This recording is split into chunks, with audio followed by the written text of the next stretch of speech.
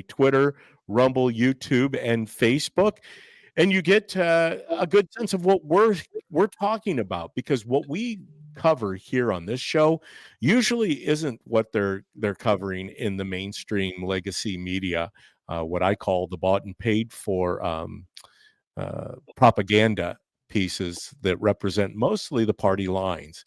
And that's unfortunate. But as we know, there are many sources out there where we get other, what has been termed alternative facts, which I believe are the facts. Hey, as promised on Tuesday, I wanted to make sure that we got Scott Crowl on the show with us. He is running for Congress in the 17th Congressional District. Currently, the congressperson in that district is Eric Sorensen. Eric defeated Esther Joy King in the uh, run for that office in 2022. Esther had lost her previous run for that seat against Sherry Bustos. Um, and now we have a primary in the 17th congressional district in the Republican side of things, and that is between Scott, who is with us today, and a gentleman named Judge Joe McGraw out of Rockford.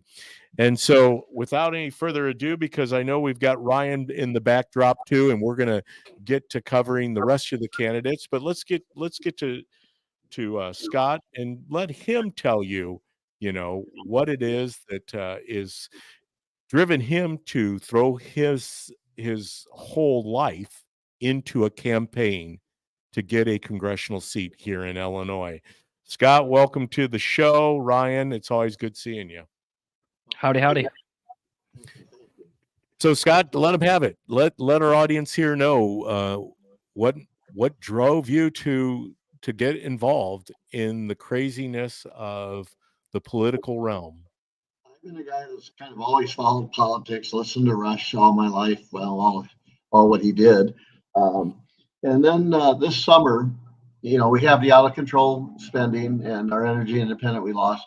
But this summer, Eric Sorensen sent me a survey, and just to basically sum it up, he said he would like to know if Congress should strengthen the southern border. And that just kind of rubbed me the wrong way when a congressman who doesn't know what his job is asking the American people or his voters what Congress should do or what we think they should do. He doesn't belong in Congress. He's not the man to represent the 17th district. And where I go from here is my background lends me to a lot of things that will identify with the average voter. I worked in the aviation industry for 36 years, 26 of them with Air Wisconsin. I held a position of customer service operations manager. And then I went on to work for the airport itself. And during my last 3 years at the airport, I ended up being the ASME president. And now, how's a Republican get a job in doing that? Well, the gentleman that was doing it before me wasn't doing the job. He was I'll say using it for personal gains. We won't get into the details there. So I ran against him, and then my second term, which is a 2-year term each time, my second term was going to expire because, well, I shouldn't say it's going to expire. I was going to retire before it expired. And a few of the people that were in the union who saw me the first 2 years and liked what I did for them asked me to do it till I retired because they liked my representation. I was fair and I was honest, and I did that. And then while I was working at these two jobs, I was a farmer, or I still am a farmer. I farm approximately 500 acres. I have a little more than that. Long story short, I grew up in Davenport, Iowa, married a farmer's daughter. And when her grandmother passed away in 1991, her dad was a farmer as well. In 1991, he knew I liked farming because I've helped him in the past. And he offered us the 200-acre farm if we were interested in buying it. And I did. And since then, I've grown it by 3.5 times. So I know business as well as corporate world, the union world. I'm a person who can identify with the average person because I'm an average person. I'm just trying to do a job that nobody seems can get right by spending money we don't have, letting the energy independence take away our freedoms, and our open border. That was the one that got me pushed the heaviest. And as you know, we have illegals coming across, criminals coming across, fentanyl coming across, slave labor being practiced. It's out of control. We need people in there we're going to have a voice to get things done. And like I tell everybody, I'm on the 435 people voting. However, I'm going to be the vote in the right direction. And I'm also going to be going down to halls when we're not voting, saying we need to get these things under control. I'll be a voice, whether it's voting or behind the scenes. Scott, and I obviously, am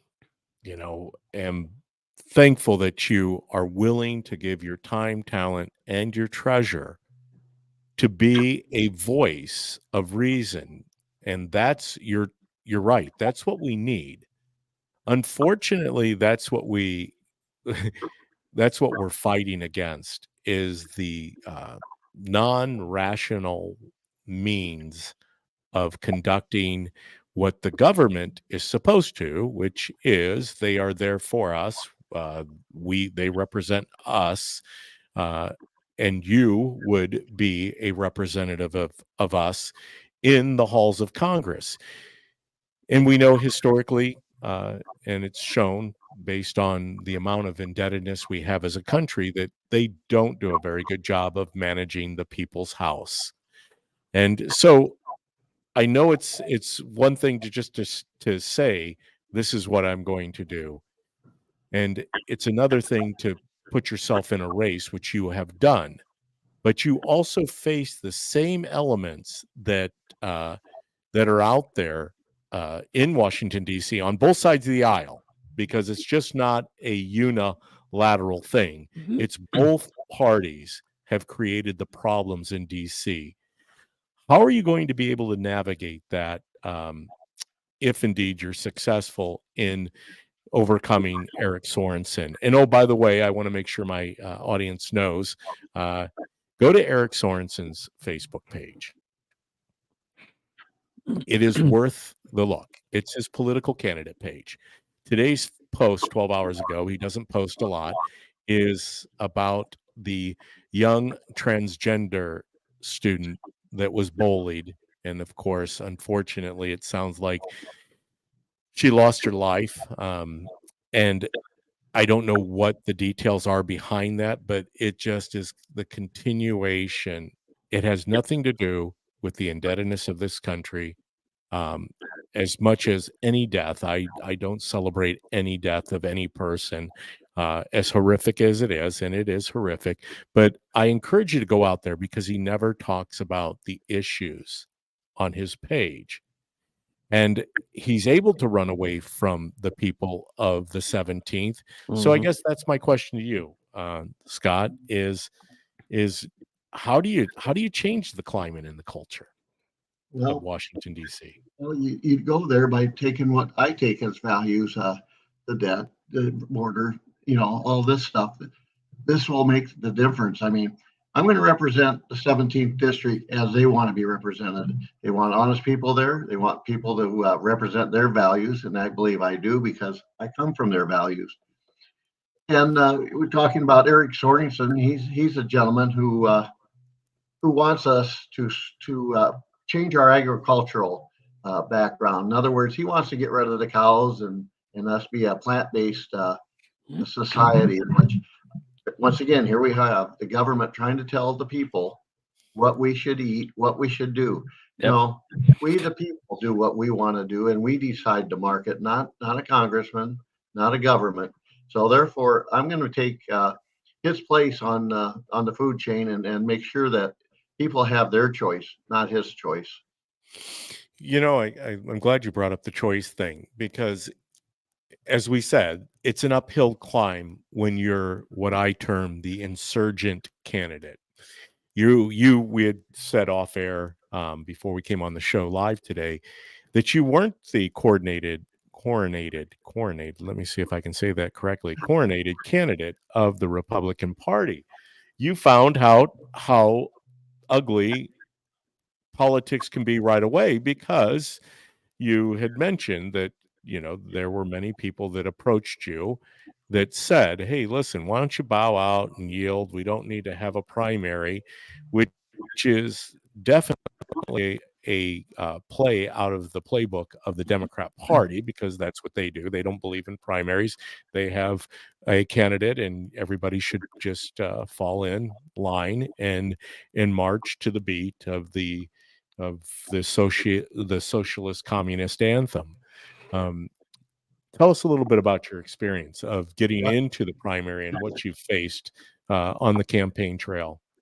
Well, two things that come to mind when you bring that up is one, I'm a grassroots candidate. I've never been elected dog catcher. I've never run for a public office before, and therefore, some of the people in the party, let's say, didn't think I should have that honor to represent the 17 people because I haven't done anything prior to that.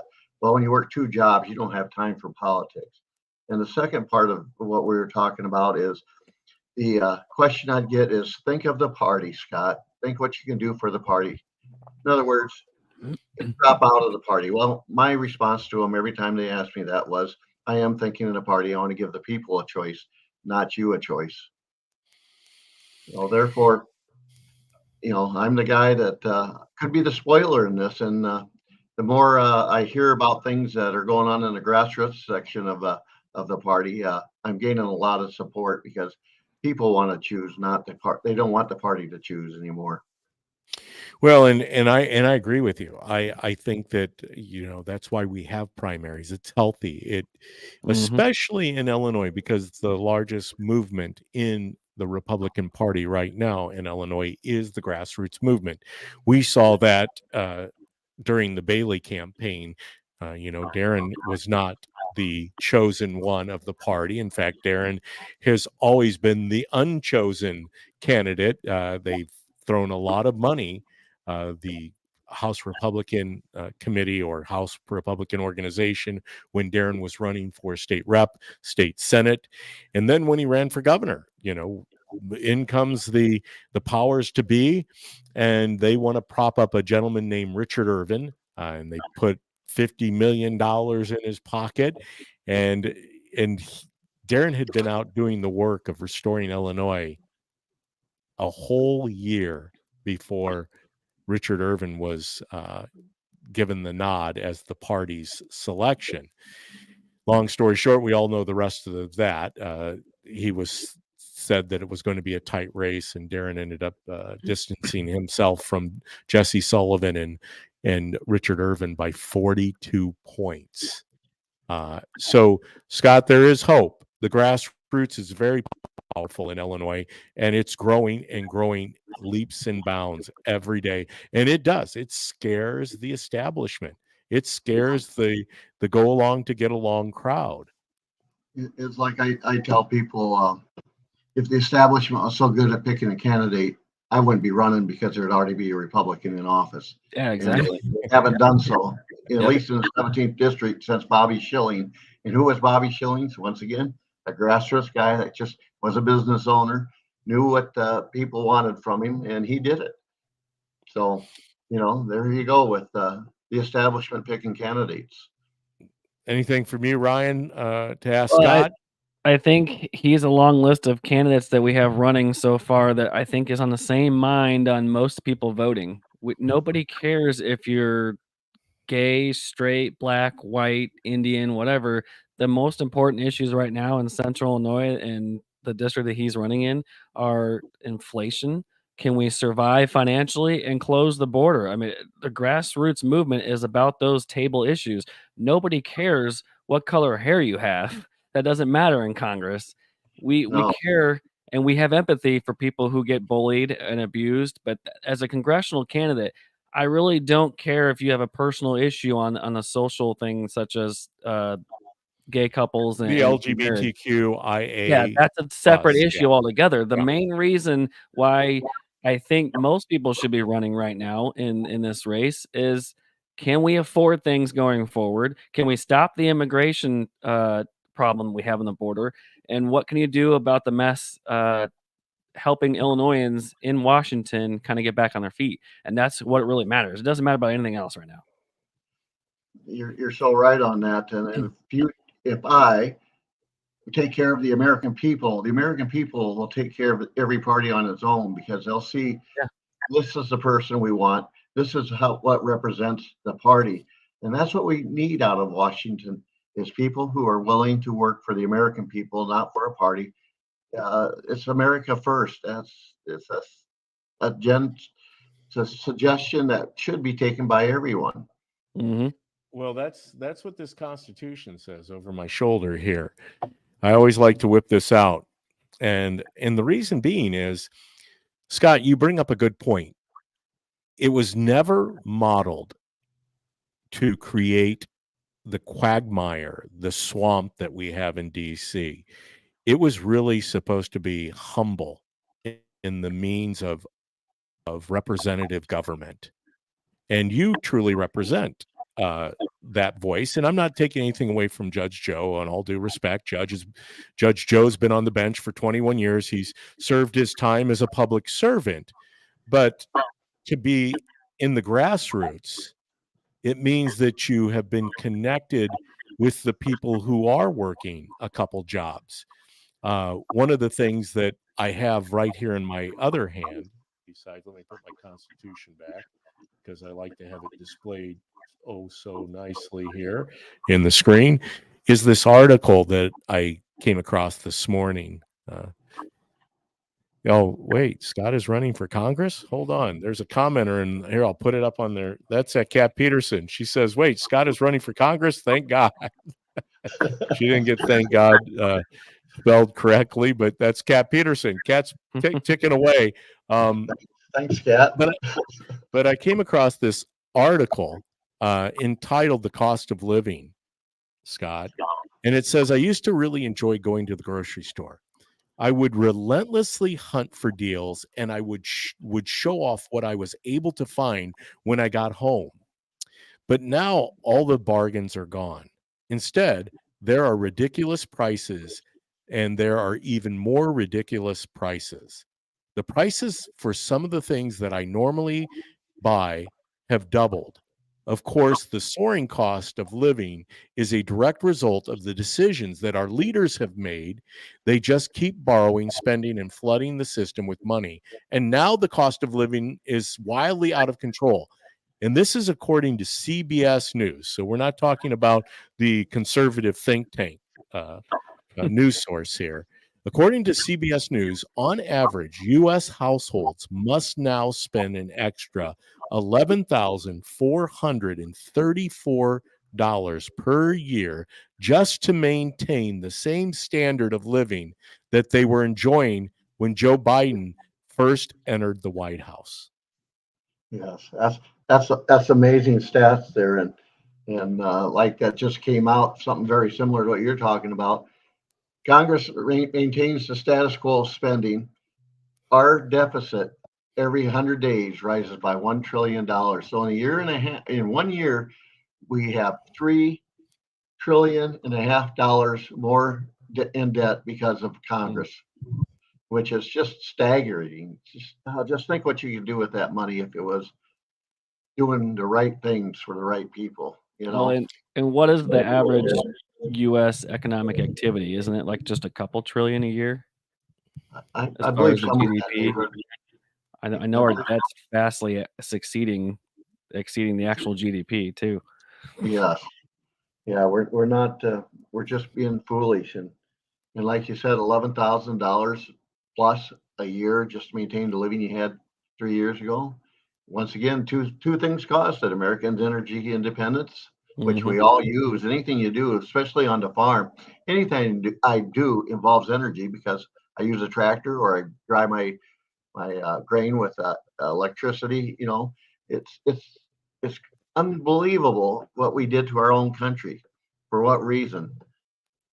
Have you noticed an increase in your farms as far as prices of fuel and just other things they use for farm? I know the administration's trying to clamp down for climate change reasons, even at this level in the country, but I know other countries are struggling with that fight too. Are we seeing here farmers having those expenses even double or triple. Well, the anhydrous ammonia 3 years ago after Biden got in, it was November of 21. The anhydrous I booked was like $720 a ton, and that was booked. I prepaid it, but they told me if I don't have it on by, let's say, November 15th, I forget what the deadline was, it was going to double. So you can go up to $1,400, and of course, diesel fuel doubled as well. Like I say, it's all energy driven, so everything I do costs more money. So you're going to pay for it at the end, and that's how it works. Mm-hmm. Well, and I think the point of this article, and especially CBS News reporting, is that's $1,000, almost $1,000 a month for the average household. I don't know about you, Scott, and I'm assuming you and your wife and Ryan and his wife, we can get by. There's definitely, we notice it, my wife and I do this year, that it has directly impacted our budget. We're saying to ourselves, wait a minute, I understand why so many households are using credit cards and are running up credit card debt. Similar to the federal government, they're actually modeling what our elected officials are doing in DC by burdening their households with debt that they're not going to be able to overcome. But my wife and I, we can absorb it to some degree. I can't even put my head around the thousands and hundreds of thousands and even millions of households out there that just can't do that. It's just they've lost it. And now I kind of start understanding the unraveling of our culture and why we're seeing so many industries impacted by the economy, as far as even the workforce, people not showing up to work. Because at some point you feel that it's futile. Why even be party to this what used to be our American dream has slowly fizzled to I don't even know what to call it at this point. We're spiraling down instead of spiraling up. I mean, look what the Democrats did. They pumped all that money into the economy with what was it? The second revival of COVID. The American Rescue Plan. Rescue Plan, yeah. Yeah. And then after they did that, well, they caused inflation. Okay, then what do? They raised interest rates. What did that do? Hurt more people. I mean, these people have no idea how to raise money. And when I say that, I mean to spend it, to keep it coming in. They have just no idea. And that's what we got to get back in Congress. It's just common sense that you don't spend what you don't have, or you push off a year or two on an expenditure you do need. I feel that's what we need to do. We just need to buckle down. And if it's a 1% savings a year on a budget, that's better than 1% increase. But we just got to change our habits on spending in Congress. And that's what I'm going to try to do. Well, it's good to hear that there is a common sense of person out there that understands, from the matter of where the rubber meets the road, or in this instance, where the tractor plows the field. Because ultimately, if we don't continue to support our agricultural community, especially here in the heartland, what next? I mean, it's not sustainable to think that you can run up these excessive debts and at the same time start limiting your production in the agribusiness world. I mean, that's a scary proposition. Mm-hmm. Yeah. And as you said, Scott, they're definitely driven on ceasing the economy as it pertains to farmers as we know it. They would rather you plow your fields and plant vegetables rather than corn or soy or wheat or anything else like that. Yeah, there's talk, and it's talk at this time, but they're sending the test flag out to see if they can get the farmer to cut back on nitrogen. Well, that's what grows our corn, and you basically need a pound of nitrogen for every bushel. So if you want to limit it, here we go again with inflation because we're going to have less feed out there. And here's another concerning fact, and I'm going to go off this a little bit. China, since I follow the ag markets, China is stocking up on grains. Why are they doing that? What do they have in mind why Joe Biden's in office? Is it Taiwan who's on their radar? I don't know, but they know if they attack them that they're going to lose their grain shipments from the free world. So, well, and obviously it's no secret that China is slowly becoming one of the largest landholders of agriculture and raw ground in the United States. And with that, in the Green New Deal, is the acquisition of farmland for solar farms, wind turbine farms. And so we're seeing this across the horizon in almost every area of the Midwest. Right. And it's not a reliable source as well. I mean, my understanding is there's not enough batteries. Tesla could not make enough batteries to supply let's say an average city to store the energy on the days that we can't do it by the solar power. Like Southern Illinois, they're getting a nuclear plant, I believe. Yeah. Yeah, and that's good news because Illinois is a net importer of energy because they closed so many coal plants down.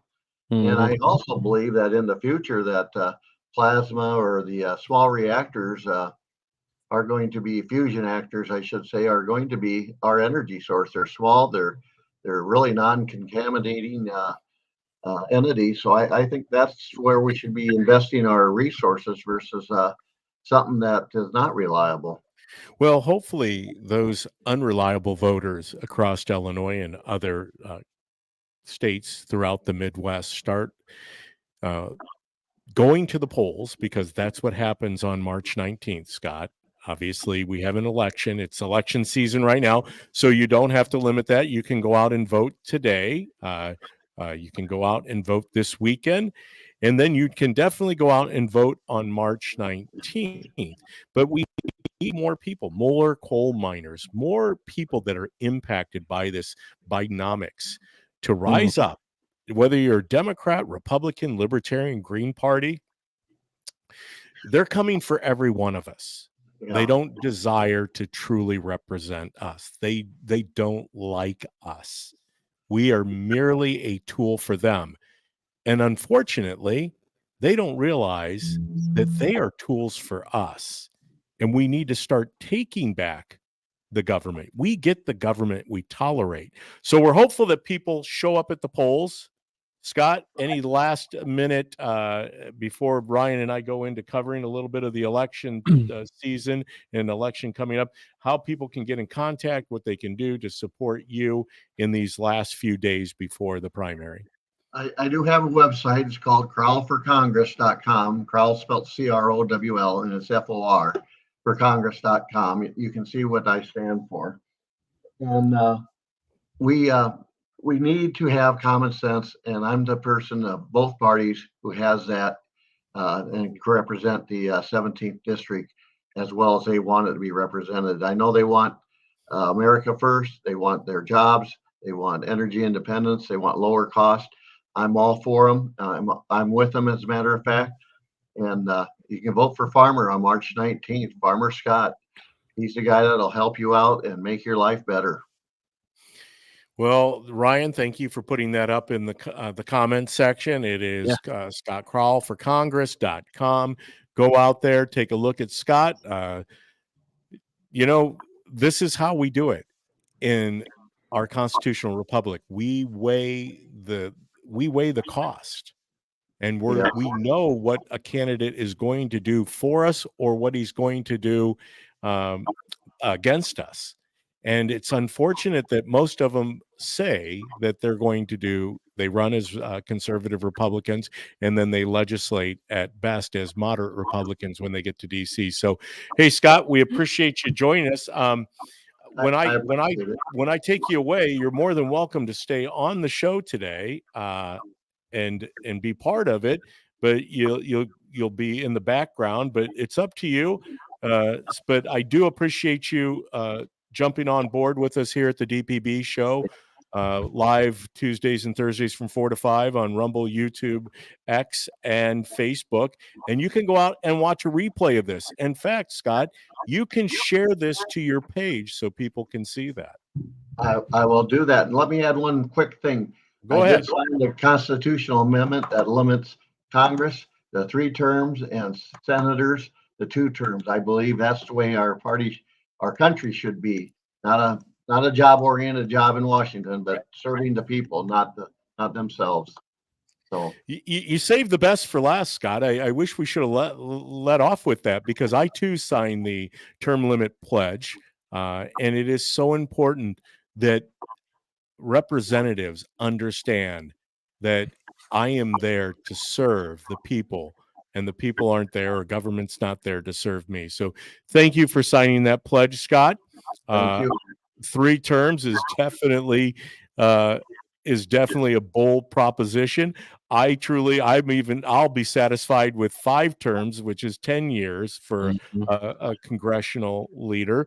But you know what? If it's 6 years, wherever we can land, we need to put term limits in place. Our country will not survive when we continue to have the Dick Durbins, the Denny Hasterts, the Nancy Pelosi's, the list goes on, and we have them on both sides of the aisle. That's why I brought up Denny Hastert, because here was a guy that from Illinois that went to Congress as a junior high teacher and left as a millionaire.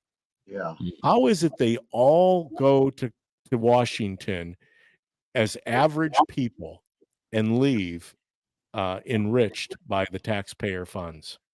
Yeah, I don't understand that. Well, I do. They're greedy. I just want to serve and go home. That's my goal. Serve and go home for 3 terms maximum and be done. Well, Live a better country.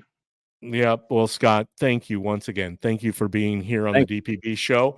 I'm going to cut you loose off of the stage, and you're more than welcome to stay around. We'll watch you drop off if you drop off, but tell your wife thank you for helping and setting everything up, and let her know that I really, as someone who has run for office, I know, Scott, that we can't do it without a spouse who is supportive and also out there working it. My wife, Tanya, worked her tail off when I was running against Dan Brady for state representative twice. And I don't know what I would have done without her. I'm the same way. She's my right-hand gal, and she's the one directing me in the right direction. So I understand what you're saying. I definitely appreciate her help. She's been a wonderful, wonderful help on this campaign trail. Well, there you go. She's probably calling you right now. She's calling in a question. Hey, No. you've got people calling you. No, it's a solicited call. So. Oh, well, hopefully it's a voter, Scott. You never know. Maybe you should jump on that call and ask them if they've got out and voted yet, and if they're in the district, and you can assure yourself another voter.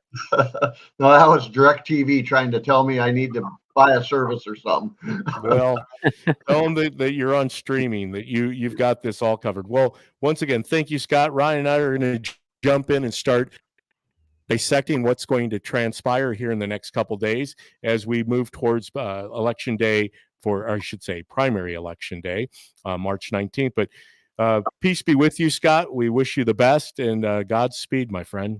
Yep. God bless America, and God bless you guys as well. Thank you very much. All right. Well, thank you, Scott. All right, Ryan, there we go. That was a good talk. Hey, I'm picking it up, man. It's amazing. You know, I was thinking of something today before we jump into what is going to happen here next Tuesday. And I know I kind of weaved into the conversation that article that I came across with what it's costing the average person these days, and just to maintain a household, just to get to and from work and creating meals. I mean, my heart is really, truly aching for the people of the United States. I don't even know. I mean, it's somewhat overwhelming. Yeah, it's a tough crawl to get through. I know we're doing okay. We might push back some things that we used to do. We might forego paying something until down the line in the month that we've got extra things to pay for. But I cannot imagine having less than what we have now and then still be able to try to make ends meet. I know what we make now, what we bring in now 4 years ago was probably more than enough. And then some. We used to do a lot of things extra. We used to go take a vacation every year. We used to go out and eat more often. We don't do that. So we've Yep. cut back a lot of things. So it definitely is taking a toll. Yeah, and those are the niceties of life because obviously Right. there's many people struggling out there, especially people who are financially at risk, and for whatever reason that might be. I think as the country goes, so do the people, and we are as strong as a nation Mhm. as the least of us. And it seems like when government thinks that they're the solution to the problems, and I truly believe the only solution and the only hope for this country is that we return to what our founders knew would hold us together. And that is, and it's on our currency. In God we trust. When Mhm. we abandon God and when we totally take him out of every element, somebody said it best, and I posted this on my Facebook page this morning. The teachers and the teachers unions will argue for a transgender or a drag queen story hour, Mhm. but they'll equally argue to not allow the Bible to be Yep. taught in a school. Yeah. We've got Yeah. big problems. I've seen some of Well, the comments on that post that you had that you shared. Man, there's some vile creatures oh living no, out I'm sure. Yeah, no, I attract them with those comments because that's what it's about. They need to know that we're not standing down. there. Uh, they need to know that we are that we are not going to tolerate them just pushing us around. They have literally pushed us out of every sector Yeah. Mhm. of life, whether it's education, whether it's Hollywood, whether it's sports, whether it's government. They Yep. make us feel as if we've done something wrong. Yeah. Well, And all the we're idea. asking is, yeah, all we're asking is that we continue to live by what the document that Yeah. united all of Yeah, us. well, the idea that drag queen story hour is safe for kids and that not all drag queens are harmful to kids, that's literally not the point of the conversation. It Drag queen by very nature is a very sexual orientational deal, and it shouldn't be around kids. It's an adult activity and it's designed to be a sexual activity. It should not be anywhere near kids. So you want to do your own thing and wear a skirt and run around in a wig and makeup, fine, but leave the kids out of it.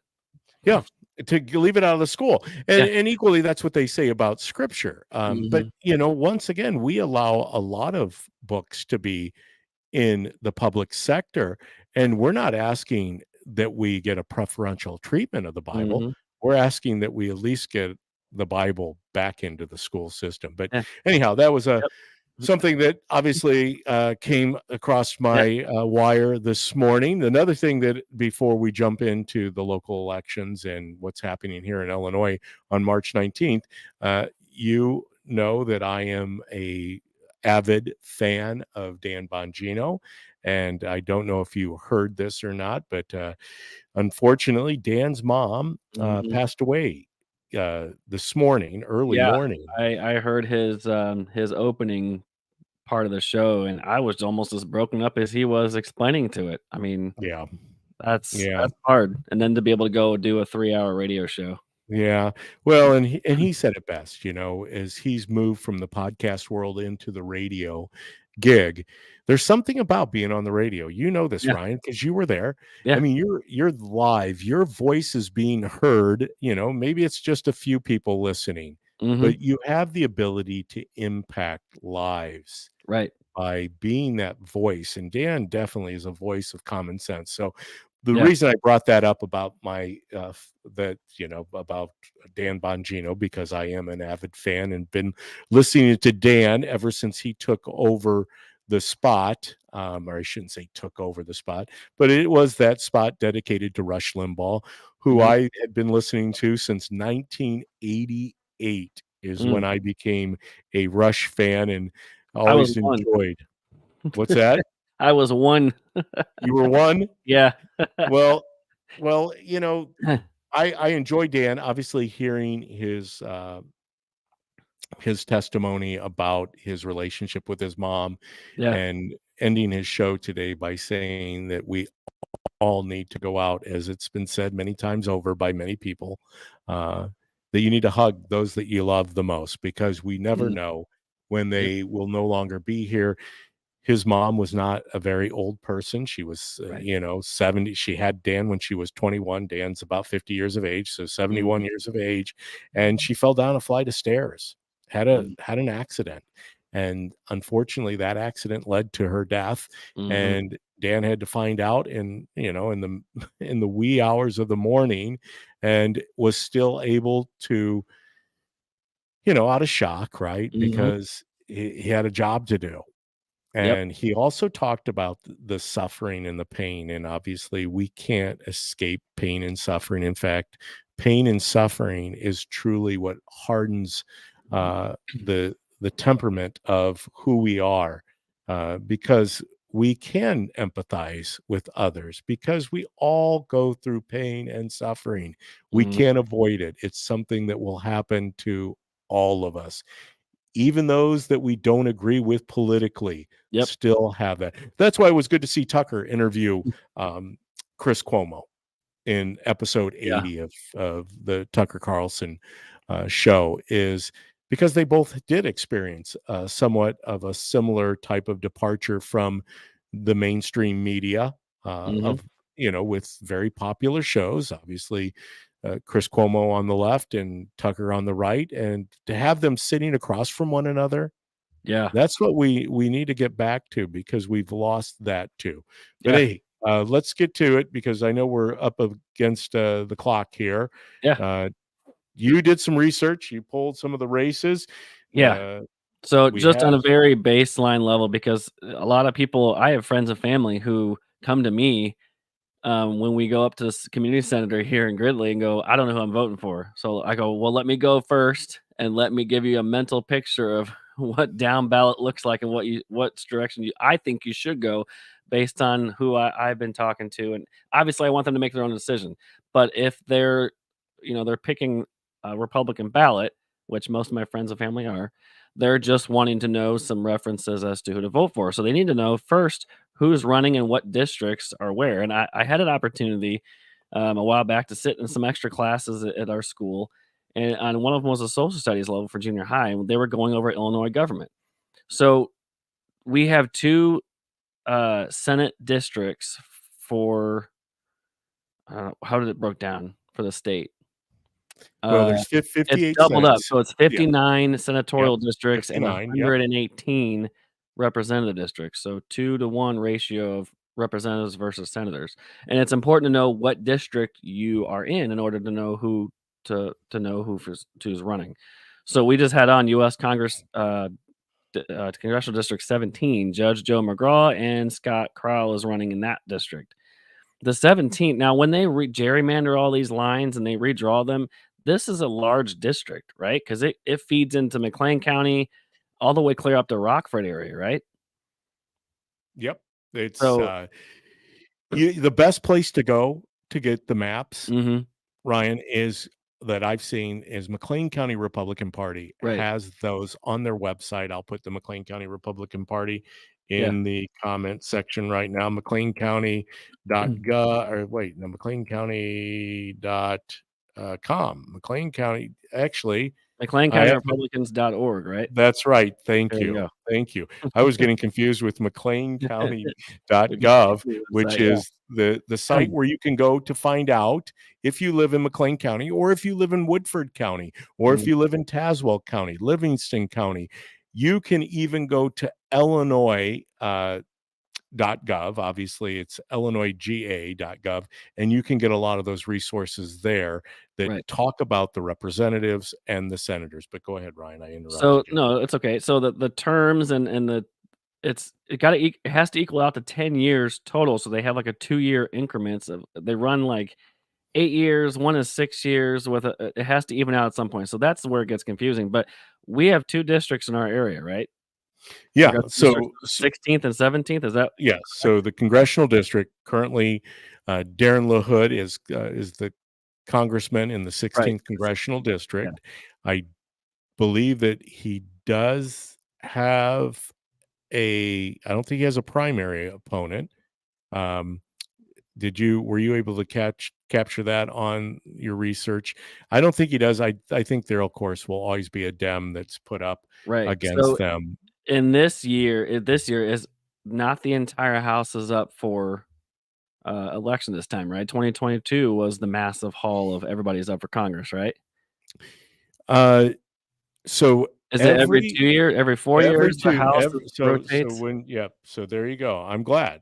This is why I love having you on, Ryan, I'm is trying to do the math, and because sometimes you it's off, but well, so in Congress, we run every 2 years. right, In the House, in the General Assembly of Illinois, we run every 2 years.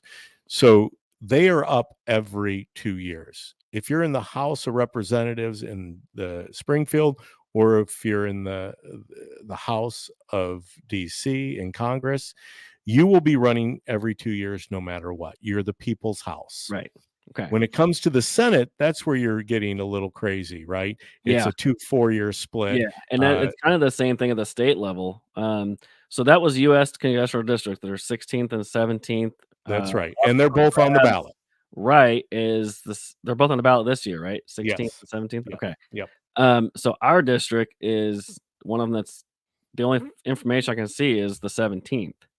So Yes. is the 16th still on the S on the primary? so, yes, so Darren LaHood is still in the primary. Okay. Obviously, he always wins his, or well, at least to this point. I don't say Yeah, always, but up till right. this point, he usually has a 70% during the general election. So there's a lot of people out there that might not necessarily always agree with the Republican way that definitely vote for Darren LaHood. But Right. in within your Senate, your state Senate seat where you Mhm. live, you have a big race in the 53rd state Senate seat. Yeah. And So that's the one with the multiple candidates, 4 candidates. yeah. Alright. So there's how many US districts are in our area? Just the 2? So right Congressional now in district. McLean County, yeah, Mhm. if you look at the map, you have to get pretty far to the north of Right. McLean County before you start running into the 14th congressional district. Right. The interesting thing is between Scott uh, and Judge Joe, Mhm. if you're to go straight up on 39 to Rockford, you go through 2 congressional districts that aren't the 16th Right. to get back to the 16th. That's how gerrymandered it is. Yeah, McLean that's County insane. Republicans dot com, I think it is, or org, whatever it is. Yeah. Um, you go out there and you can look at the maps. They are highly Yeah, they're not gerrymandered. evenly drawn at all. They're zigzagged. Okay, Well, so it's a jigsaw puzzle. statewide, the state races, the 2 districts that are in our area, representative districts, 88th and the 105th. In the 88th, Chuck Erickson is running against Regan Deering. Mhm, 2 very good candidates. I don't know them as well as you do, mhm. but I know that, just from hearing them speak and knowing around Chuck with the county level, both are very good, and either one would be a great option personally. It's a toss up, and you know what? I spoke candidly about this because I am friends with Chuck Erickson. Mhm, Chuck used to be Cigars with Chuck on the morning show with Kat. Chuck mhm, had been in studio with me multiple times. Chuck had been on mission trips with me. I had been to Cubs games with Chuck Erickson. We are friends, mhm. and you know what? It's interesting when you try to blend friends and politics. Yeah. It's fascinating. But equally, I will tell Mm, you that Regan Deering is also somebody that I've gotten to know over the last few years. Tried and true. They're both conservatives. How you outflank one another on conservative, as far as who's more conservative, Chuck probably has a little advantage in the fact that he has voted as a Republican or conservative, Mhm. Christian conservative. Regan has just newly gotten on the school board. She Right. did run for the 13th in a 13th congressional race back in 2022. The sad part is, Ryan, is one of those two candidates is not going to go on to the Yep. general election, which there is no opponent come the general election. So really sad, because I think you mentioned it on Tuesday. Yeah. Wouldn't it be great to have both of them in the Yeah. Illinois House? One of those years you can do vote 2. Yeah, vote. Yeah. And Yep. can we vote for two? Can we pick up a You seat said in the 2. House? Well, at this So rate, we're losing seats. Okay, so in well, the in the 105th, 105th, yep. it is Dennis Go ahead. Tipsword and Donald Reentz. Uh, I know a little bit about Tipsword's record. I know he's popular in the Woodford County area. His record recently is not very good from what I know. He's voted well, to approve on some things that I think even most of us would agree that he shouldn't have voted on. well, yeah. So uh, I got to know Dennis on the campaign trail during the Bailey campaign for governor, and Dennis is in law enforcement, deputy sheriff. Appreciate Mhm. his service as a law enforcement officer. He and his family also had a small business. Uh, Dennis was running in a race where Mike Kirkton, who now is running for the Senate seat, Mhm. which is the 105th, is just one of two House seats in Right. that 53rd state Senate seat district, Mhm. the 105th and the 106th. The 106th currently, Jason Bunting Mm. is the 106th representative. I don't think he has a primary. However, Dennis does in Don Rinks. Right. Don is opposing Dennis. And as I started to say, the last time around, um, Dennis overcame Mike Kirkton, Mhm. who was running for that seat. Right. There were a couple other people that were in the fold. Yeah, I think it was.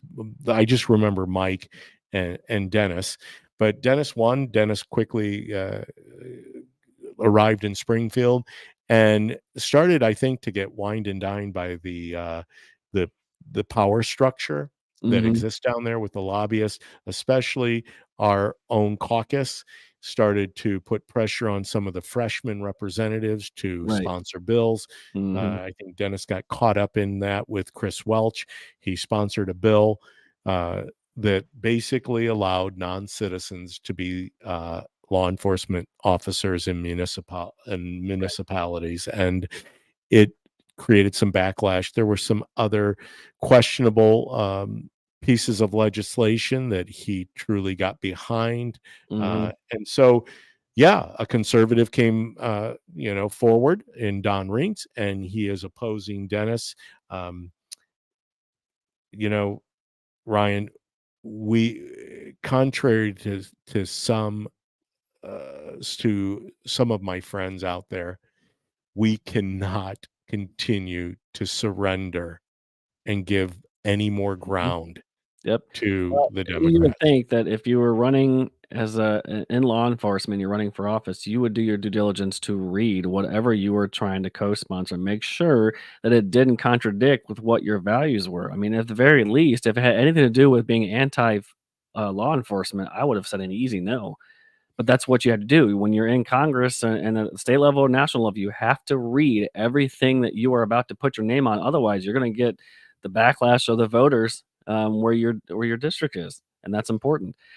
So we have Donald Reentz and Dennis Tipsword in the 105th. So that's the state level. So those who are voting Yeah, for down ballot, that is the state level offices sending them to Springfield. Okay, yeah, so then we have the Illinois Senate District 53. There are 4 candidates running from the GOP side. Chris Balkema, Jesse Faber, Mike Kirkton from the Gridley area, and Susan Bentz, all 4 running for the Senate District 53. I know a little bit more about Mike than the others, just simply because Mike lives here. So I helped him get on the ballot with some signatures. I did my part. Amanda did her part, signed up to get his name on there. Ran into him a few times up here. Of course, he lives just north of town, so he's a farmer. I like him a lot. I don't know about the others, but that's the whole point of doing your due diligence. Find somebody you know and like. Don't get hooked on necessarily who they are or what they are, but sign on to what they believe on and then go from there. You don't want to choose person over, principle. But from what I know, the other three are very similar minded to Mike. So again, I think you have four candidates that you couldn't do wrong in the 53rd. Well, and once again, that's a safe seat for the Republicans, just like the 88th Yeah. and the 105th. Those are Mhm. all safe seats for the Right. Republicans. And as long as we have true conservative, like-minded candidates, I don't think we could do any wrong with any of those. So let me give you my quick little opinion on that. Okay. Chris Belkema reached out to me. The thing I'm impressed with about Chris is this. Chris got on the county board. When Chris joined the county board of Grundy, it was 16 Democrats to 4 Republicans. Wow. Now that number, and I'm sorry, I think it was 16 Democrats to 2 Republicans. Yeah. That board now consists of 17 to 1. Yeah. Republicans to Democrats. And they put That's the one that forth, they put, the most extensive anti-illegal immigration standards, right? yes, they Yeah. became a non-sanctuary county. Right. They put that forth Right. as See, a that's what county you do. You board. work hard and change county level offices and politics, and that's what it can do for you. Well, and that's what I'm impressed with by Chris is he's Yeah. been in the seat. He's shown a proven record on Yep. governing as a conservative. As you just pointed out, Jesse, great candidate. I Mhm. mean, we have it's unfortunate that people have to lose Right. Suzanne. Or is it Susan or I Suzanne? think it's Susan. I believe it's Susan. Yeah. Yeah. I met her briefly. Seems like a good candidate. She worked with Tom Bennett closely, but Mhm. ultimately, as I've said, we can't afford to play nice in the Yep. sandbox anymore. We Yep. can't give ground. And as much as I love Tom Bennett Mhm. was somebody who would totally give up ground. He wanted to compromise. He wanted to find And middle ground. especially, You're I think not it's going to find important. middle ground with the Democrats. Yeah, I think it's important, especially in Springfield, when we are such a super minority, that even if it's not gonna get anywhere, you stand your ground and vote no on something you vehemently oppose. There's nothing wrong with saying no. It may go through, but at least you let your voters know, "Hey, I'm standing with you, and I'm going no every time I don't agree with something that shouldn't be passed."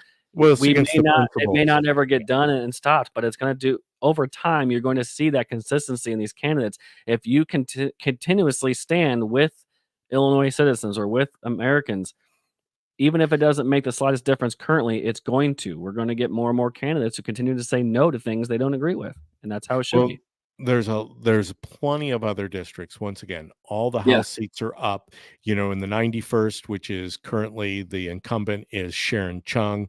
She Yep. will be running against Desi Anderson in the November election. Desi is running for the 91st state rep seat. She does not have an opponent or a primary opponent. Sally Owen is running in the state Senate seat for the 46th district, which has been held by Dave Kaler for too long, Yeah. and we need to unroot Dave Kaler. But all of these elections, the 87th, Bill Howder is on the ballot Mhm. again. In the 87th, the 106th, as I said, Jason Bunting.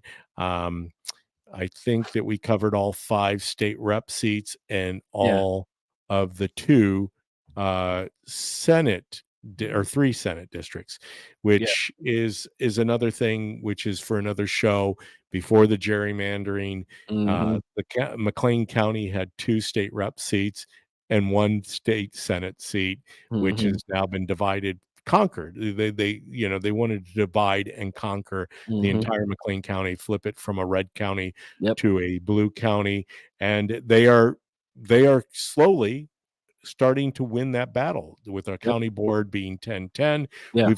We've got a lot of county board races that are contested. We have George Wendt against Brian Loeffler. We Mhm. have Dennis Grunler opposing. Well, this is an open seat because Jim Solner decided to not run for his county board seat Right. with Mike O'Neill. Mhm. And as far as I know, those are the only contested county board seats. Yeah. But do your homework. That's Yep. the Yeah. point, because I know we're at an hour, Yeah. but I have a friend that's running against an incumbent down in, I can't remember the district number, House district number, but it's Brad Hallbrook currently is our Yeah. House rep. Brad is part of the Freedom Caucus. Brad made a pledge like Scott did. He signed the term limit pledge and he decided to recant on that. Never a good idea. And his opponent is a friend of mine, Marcia Webb. Mm-hmm. And Marcia is giving him, she's with very limited funds.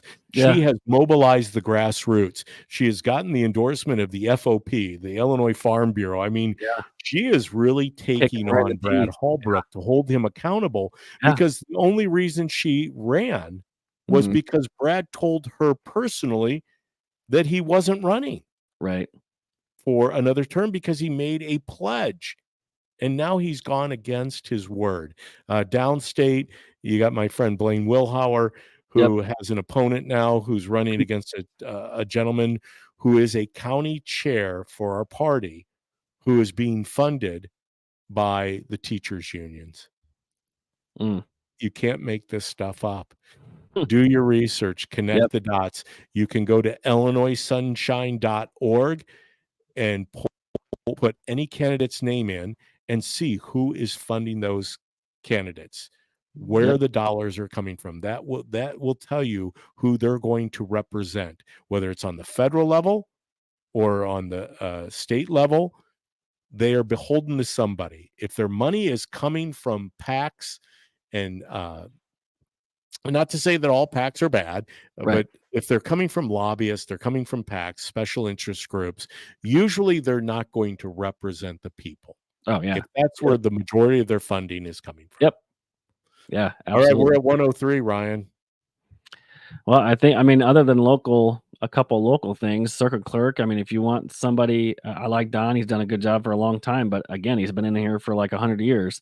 I think make a decision wisely. It's about the future of the state and the future of our county. If you want some fresh blood, pick a candidate who has not been in office before and is on a good ballot. So Jason Daisy is put his name in the hat to run for circuit clerk of McLean County.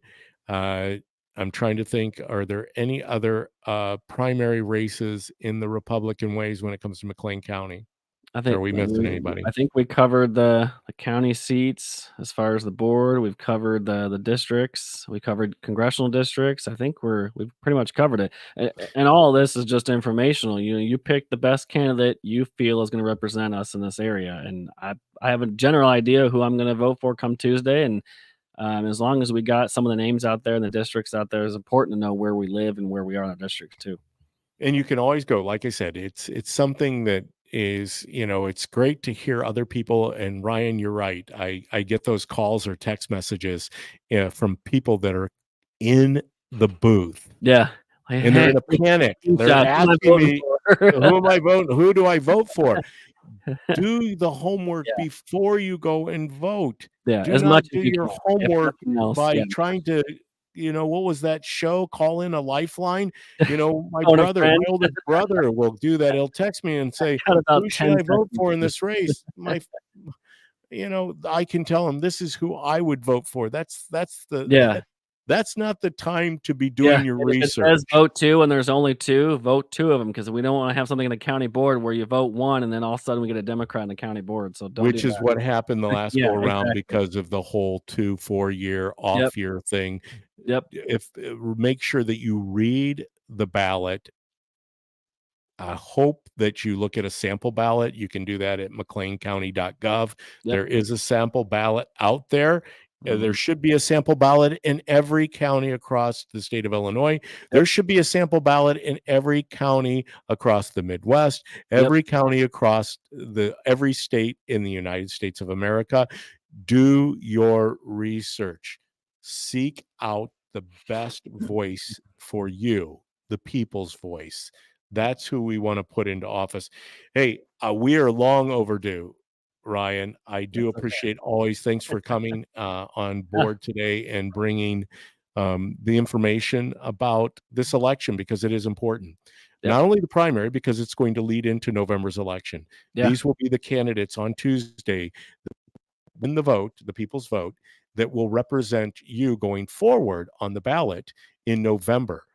Go out, support them. As Scott, having him on the show today, I know what it takes to put yourself out there, to be willing to run the campaign trail.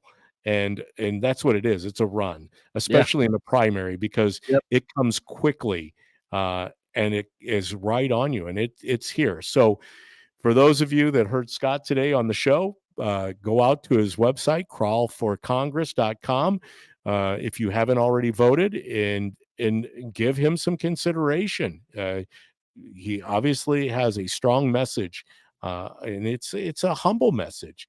We can't play business as usual and expect to come out of it any different than where we're at today. So, hey, Ryan, my friend, I appreciate you as always. I'm going to drop you off the screen and wrap things up. Yep. Sounds good. All right. Well, thank you once again for being here at the DPB show. I don't always get to cover all the content. This format of going to an hour on Tuesdays and Thursdays live, I said to you at the beginning of the year that I might change things up a little bit and try to go back to a format of a 2-hour show. Yes, I do miss the radio. I was reminiscing about that today as I heard Dan Bongino talk about the death of his mother. And who knows? I can't tell you. I don't know. That's the best answer I can give. I don't know what God has in store for me going forward in the future, whether that's to be part of the congressional staff of Darren Bailey after he wins on Tuesday. Obviously, I'm very optimistic. Or if that's working on the Trump campaign, or who knows. I'm going to allow God to open that door. I hope you do the same. But first and foremost, pray about your decision. Pray about where you're going, especially as it pertains to your vote on Tuesday. Know that that just going and voting is most of the battle. And I don't care who you vote for. That's up to you, and you should go out and definitely take advantage of the resources out there. But know that it is something that is rare across the world, that we truly still do live in the land of the free, the home of the brave. Hey, I know I'm well over the hour time. As I always say, peace be with you, and that I love you, and God loves you more.